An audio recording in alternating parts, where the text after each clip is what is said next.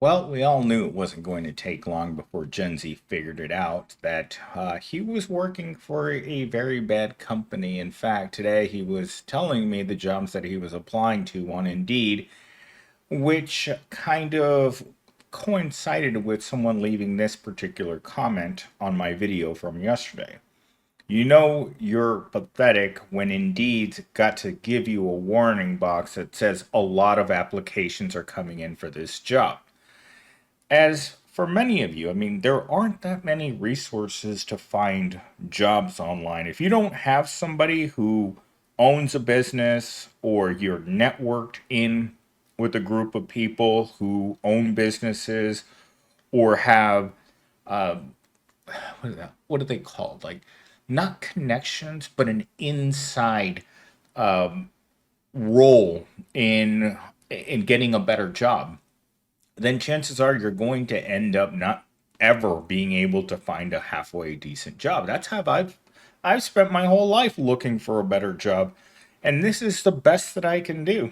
Whenever I look on jobs on Indeed, I can't find anything that pays me what I currently make, which leads me to believe that I'm trapped in my current job until I can create money for myself. And today, for the first time since I opened this new channel, I saw real growth when it comes to getting out of the wage cage in a very, very significant way. I also found out today what body pillows are. Thanks, A. I had no idea that body pillows even existed until you started talking about them in the chat. And guess who knew exactly what they were? Gen Z. Apparently, he claims not to own one, but he has a lot of insider knowledge on what they are and what brands are available. So, if that's any indication, I don't really know what to say. Also, I have a lady that I've been talking to from out of state that called me today, and she's like, I'm going to be in town next week, Millennial Steam. I want to meet up with you. And I was like, uh oh. That's where that ominous music shows up, and you're like, dun, dun, dun. I'm like, no, I'm not sure I want to be involved with a single mom. Even though Millennial Steam claims to be extremely lonely, he does draw the line at single moms. All right, with that said, let's get into a quick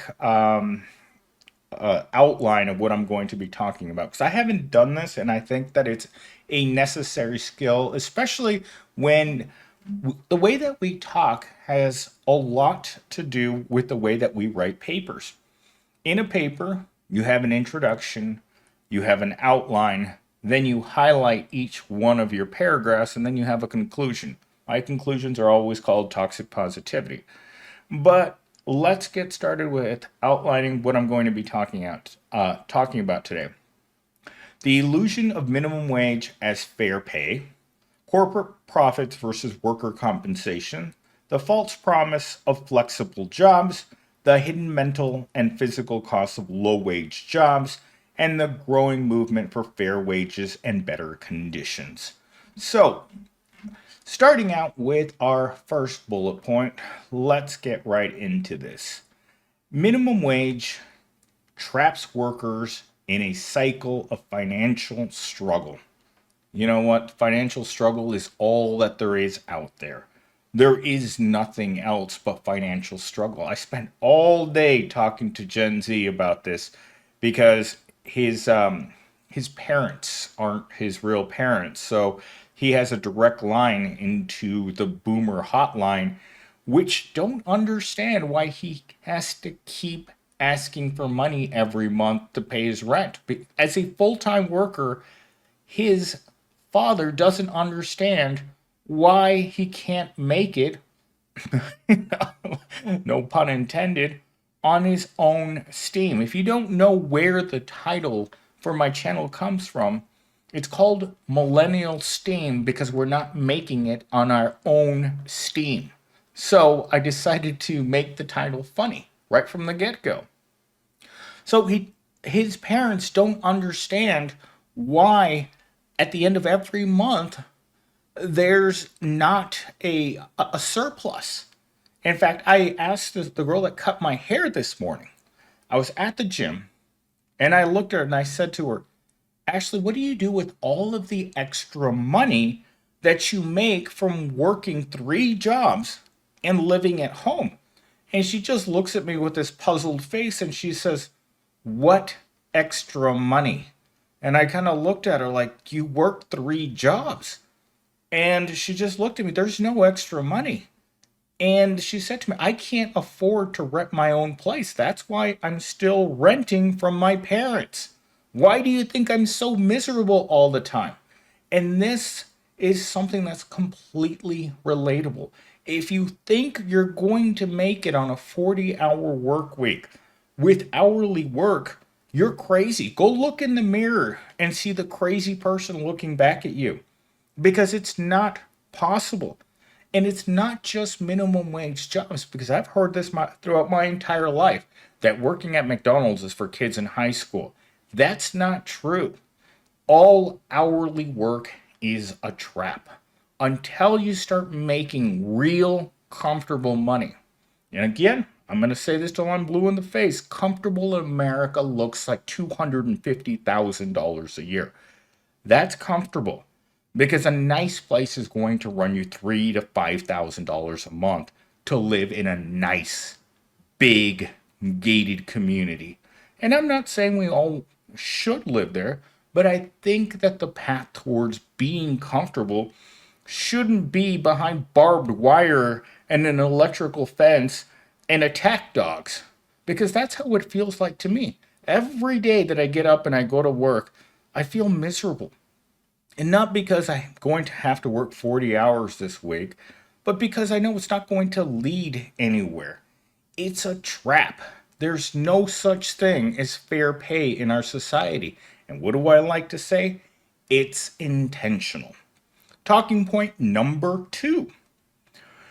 Workers' labor funds the extravagant lifestyles of the CEO. You know what's amazing about being a chief executive officer is that you get months and months of vacation every year. And that even though you're stressed out of your mind, you don't have the same worries as a CEO as your person who's running the fry later. The guy who's putting the fries in the Happy Meal. The little bro that's down there. As a CEO or as a top executive, at all times you're wearing what we as poor people will never have. And it's called a golden parachute. And the second that it is deemed that you are no longer necessary, they take you to the edge of the plane, they kick you out of the plane, and you open up your golden parachute because you're already living an extraordinary life. You're banging a hot chick, you're driving a fancy car, you're living in the right zip code, not like your workers. Your workers don't wake up every morning and thinking, if I lose my job, I'm on the street. I think about it every day. In fact, this month is going to be a rough month. For the first time in 3 years, I'm looking at a situation in which there's not going to be enough money this month to cover all of the unexpected bills. And this morning, I had someone who messaged me at 6 o'clock in the morning. It's like I have a $2,000 medical bill that just popped up on me because her insurance didn't cover things like an MRI or x-rays or medication or the visit to the emergency room. And now they're stuck with this bill that their insurance won't cover and they don't have the money. And I'm like, you know what? You made those decisions. When someone from the proletariat decides that they need medical treatment, you better really need it or don't. Because I've been walking around with back problems for 6 months, but my insurance won't pay for an MRI. And believe me, if I need to have surgery, do you think my job's going to let me take off months to go have surgery to have my back pain removed? No. In fact, the vast majority of the people that I work with are currently complaining loudly at work about the physical toll that this job takes on your body. Because moving around, bending and flexing all day long takes a toll on your body. And you can only do it so long before your body just gives out. Now, we have guys that have been out for weeks who can't get up from bed because of back problems. And they're paying into the same medical insurance that I am, and you're not getting anything out of it. So, next time that you think about doing something very stupid like accessing medical care, think about your future because obviously she didn't. So, moving on to, oh no, I also wanted to bring this up. So, something that you notice, like today was an executive day, right? Where the executives actually come into the office to tell everyone else how important it is that they show up in person. They come in once a month to blast their regular workers for not wanting to come into the office. Because remember, the regular proletariat doesn't have the money to buy clothes, doesn't have the money for gas, and their promobiles are dangerous as hell to be getting into for daily driving. Because if you've seen a vehicle out there that looks unsafe, chances are that it's even more unsafe being inside of it.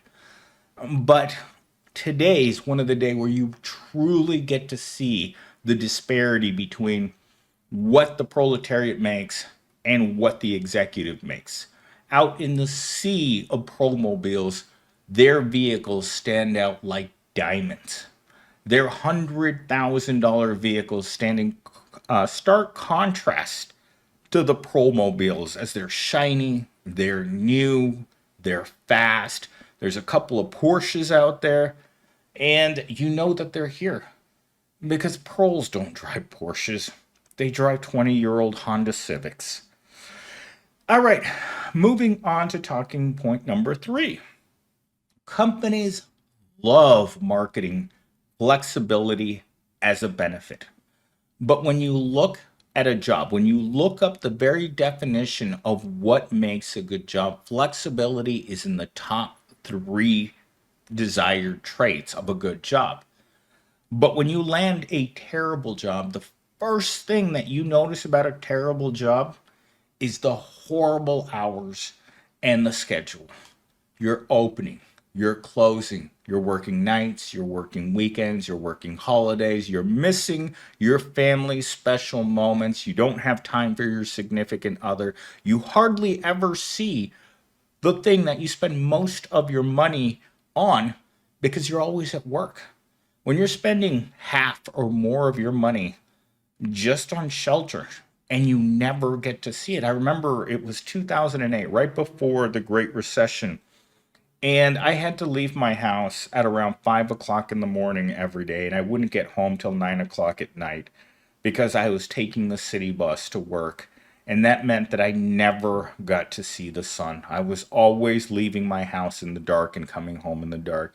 And you get to a point after so many years where you're just like, you know what? I can't take this anymore. This never seeing my house and just coming home to get into my bed to sleep for a few hours and then waking up and realize, oh my God, it's time to go back to that horrible job that I can't stand.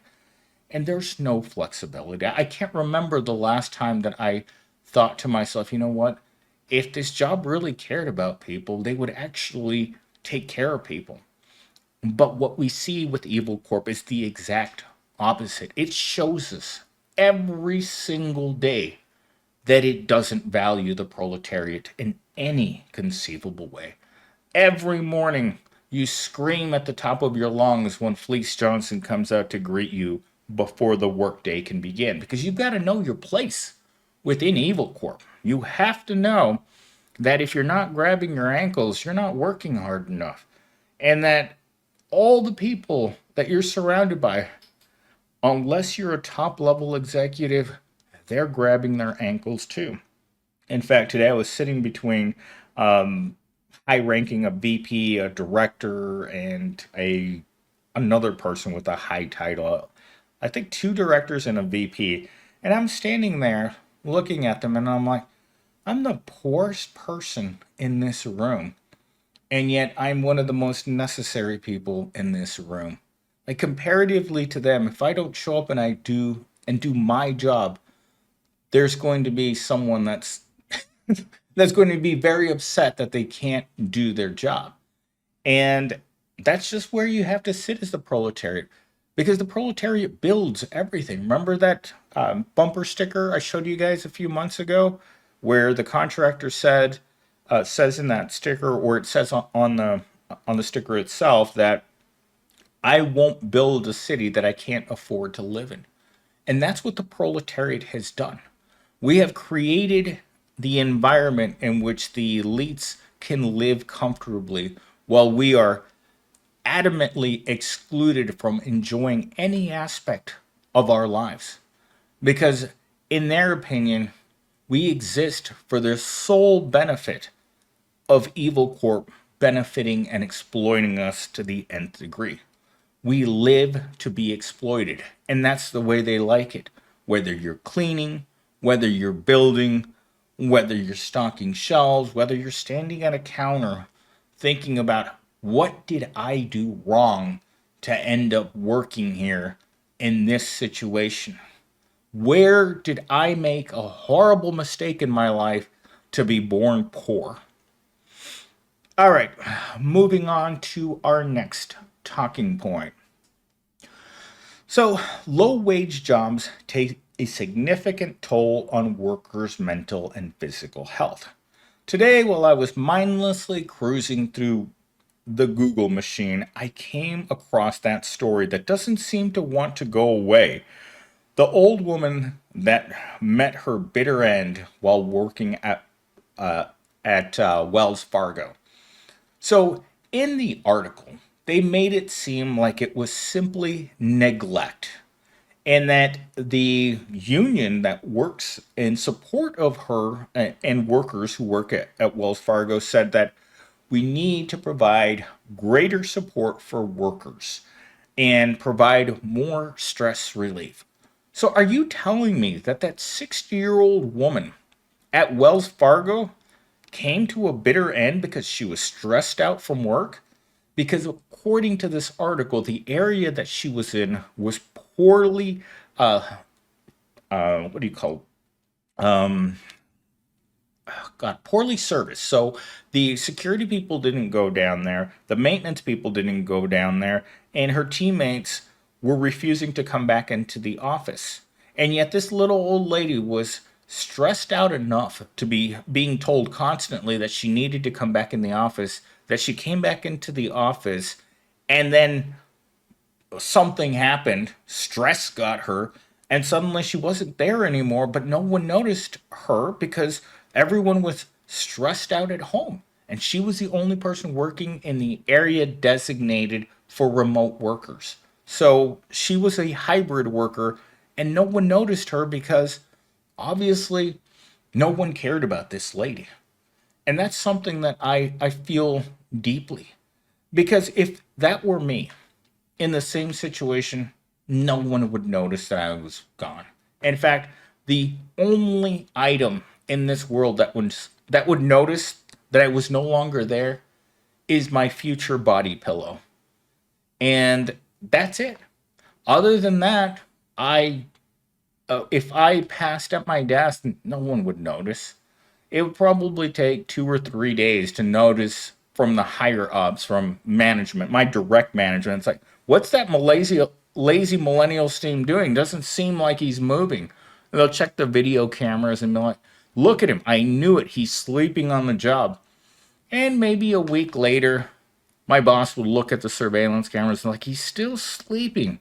I wish there was some way of giving him an electric shock to motivate him to start working again.